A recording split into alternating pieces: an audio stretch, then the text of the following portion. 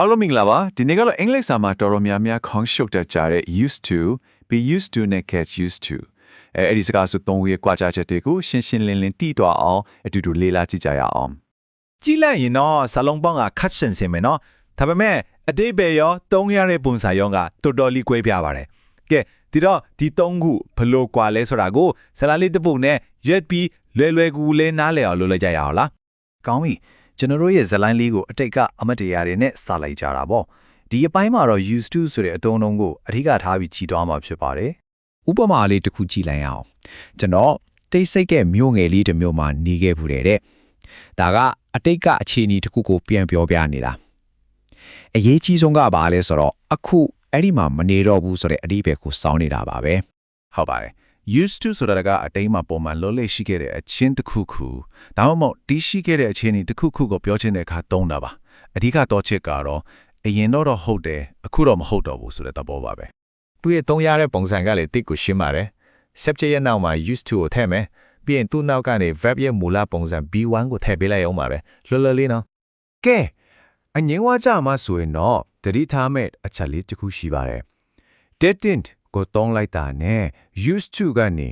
ဒီပြုတ်သွားပြီး used to ဆိုပြီးပြောင်းသွားပါတယ်ဥမာ she used to smoke ဆိုတာကသူမအရင်ကဆေးလိတောက်ခဲ့ဘူးတဲ့ she didn't used to smoke ကတော့သူမအရင်ကဆေးလိမတောက်ခဲ့ဘူးဆိုတဲ့အဓိပ္ပာယ်ပေါ့အမေဝါကြမှာလည်းအတူတူပါပဲရှေ့မှာ did ပါလာတဲ့အတွက် used to ကိုပဲသုံးရပါမယ် used မပါတော့ဘူးနော်ဥပမာ did you used to work at that company ဆိုရင်အရင်ကအဲ့ဒီ company မှာအလုပ်လုပ်ခဲ့ဘူးလားလို့မေးတာပါကဲဇလန်လေးပြန်သွားကြမယ်စက်ကောင်ကတိတ်ဆိတ်ကမျိုးလေးကနေမြို့ကြီးကိုပြောင်းလာခဲ့ပြီအခုသူကပဝင်းကျက်အသက်နဲ့အသားကြအောင်စူးစမ်းနေရတဲ့အပြောင်းလဲကာလအဲ့ဒီကိုရောက်နေပြီ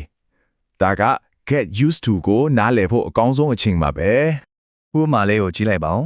ကျွန်တော်ရဲ့ကွန်ပျူတာအသစ်နဲ့အသားကြဖို့အချိန်အတော်ယူနေရတယ်တဲ့ဒီဝါကြမှာဆိုရင်အချိန်နဲ့အသစ်တစ်ခုနဲ့ယင်းနှီးကျွမ်းဝင်လာအောင်ကြိုးစားနေတော့အဲ့ဒီဖြစ်စဉ်ကိုတွေ့ရမှာပါဆိုတော့အတိကက get used to ဆိုတာအချင်းအသစ်တစ်ခုနဲ့တဖြည်းဖြည်းယင်းနှီးကျွမ်းဝင်လာတဲ့ဖြစ်စဉ်တို့မဟုတ်ခရီးလမ်းကိုဖော်ပြခြင်းတဲ့အခါတောင်းတာပါမြန်မာလိုဆိုရင်ကျင်းသားရလာတယ်အသားကျလာတယ်ဆိုတဲ့အဓိပ္ပာယ်မျိုးပါပဲသူ့ရဲ့ဖွဲ့စည်းပုံက used to နဲ့လုံးဝမတူတော့ဘူးနော် get used to ရဲ့နောက်မှာ noun ဒါမှမဟုတ် verb ing ပုံစံ gerund ပဲလိုက်ရမှာကွာဒါကတော့လုံးဝကိုမှတ်ထားရမယ်အရေးကြီးရဲ့ခွာခြားချက်တစ်ခုပါပဲဒီမှာအသားကျလာတဲ့ခရီးစဉ်ကိုအဆင့်၄ဆင့်နဲ့တောင်ဖော်ပြထားတယ်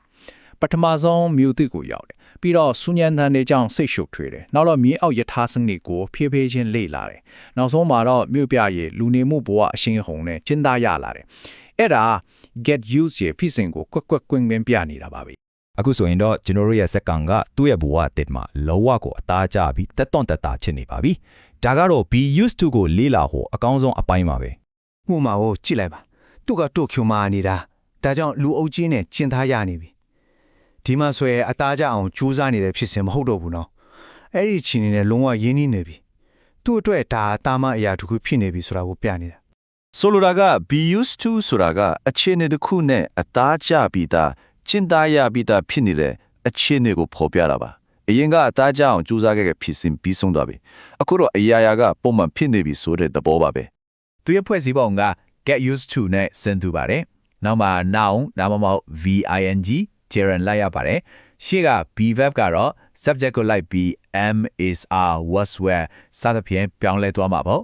ကဲအခုဆိုရင်တော့အဓိကအသုံးလုံးသုံးခုလုံးကိုလေ့လာပြီးသွားပြီဆိုတော့အားလုံးကိုပြန်စုစည်းပြီးနှိုင်းယှဉ်ကြည့်လိုက်ကြရအောင်ပြီးရင်ကိုစမ်းသပ်ကြည့်ဖို့အချိန်ရောက်ပါပြီဒီ slide ကတော့အားလုံးရဲ့အနည်းချုပ်ပါပဲတစ်ချက်ပြန်ကြည့်အောင် used to ကအတိတ်ကလင်းချင်းတဲ့နောက်က verb 1လိုက်တယ် be used to ကယင်းနှီးကျွမ်းဝင်နေတဲ့ခြေနေအတွက်နောက်က noun ဒါမှမဟုတ် VING လိုက်တယ် get used to ကတော့အသားကျလာတဲ့ဖြစ်စဉ်တဲ့သူ့နောက်မှာလဲ noun ဒါမှမဟုတ် VING လိုက်ပါတယ်ဒီစရာလေးကကွာခြားချက်တွေကိုတနေရာထဲမှာ section လေးမြင်နိုင်စေမှာပါကဲအခုလေ့လာထားတာတွေကိုစမ်းသပ်ကြည့်ဖို့အဆင်သင့်ဖြစ်ပြီလားမေဟွန်းတူတူလေးနဲ့ကိုယ့်ရဲ့နားလည်နိုင်စွမ်းကိုပြန်စစ်ဆေးကြည့်လိုက်ကြရအောင်ပထမဆုံးမေးကောမှာစာဝဲထိုးအလုတ်စအလုတ်တုံးကလင်ပန်းဒီကိုမို့အကူကြီးလိုခဲ့တယ်ဒါပေမဲ့အခုတော့တယောက်တည်းလုံနိုင်နေပြီအဲ့ဒီ but now ဆိုတဲ့စကားလုံးကိုတတိပြုပါဘာဖြစ်မလဲအဖြေမှန်က B am used to caring ဘာကြောင့်လဲဆိုတော့ but now ဆိုတဲ့အတိုင်းအခုချိန်မှာဒီအလုပ်နဲ့ကျင်းသားရနေပြီဖြစ်တဲ့သူ့ရဲ့လက်ရှိအခြေအနေကိုဖော်ပြနေလို့ပါပဲမှန်ကြမလို့ထင်ပါတယ် ဒုတိယမိခုံးပါစိတ်မပူပါနဲ့ဒီတက်တာကလွယ်ပါတယ်မကြခင်မှာပဲဒါနဲ့ရင်းနှီးသွားမှာပါတယ်တဲ့ဒါကအနာဂတ်မှာဖြစ်လာမယ့်ဖြစ်စဉ်တစ်ခုကိုပြောနေတာနော်ကဲဘာဖြစ်မလဲ အဖြေမှန်က A ပါ will get used to ဘာကြောင့်လဲဆိုတော့အနာဂတ်မှာဒီသက်တမ်းနဲ့တဖြည်းဖြည်းရင်းနှီးကျွမ်းဝင်လာမယ့်ဖြစ်စဉ်ကိုရည်ညွှန်းညလို့ပါပဲအခုချိန်မှာကျွမ်းဝင်နေတာမဟုတ်သေးဘူးလေ ကဲဒီနေ့တော့ရှလန်တင်ဆက်မှုကတော့တက်တော့ပါပဲဒီနေ့လေးလာခဲ့တာတွေကဒီစကားစုသုံးခုကိုပို့ပြီးတော့ယုံကြည်ချက်ရှိရှိသုံးနိုင်ဖို့အထောက်အကူပြုမယ်လို့မျှော်လင့်ပါတယ်နောက်ဆုံးအနေနဲ့စဉ်းစားကြည့်ဖို့မြေုံလေးတစ်ခုထားခဲ့ချင်ပါတယ်ဒီလိုမျိုးခွဲခြားရခဲ့တဲ့တခြားအင်္ဂလိပ်စကားစုတွေရောဘာတွေရှိသေးလဲ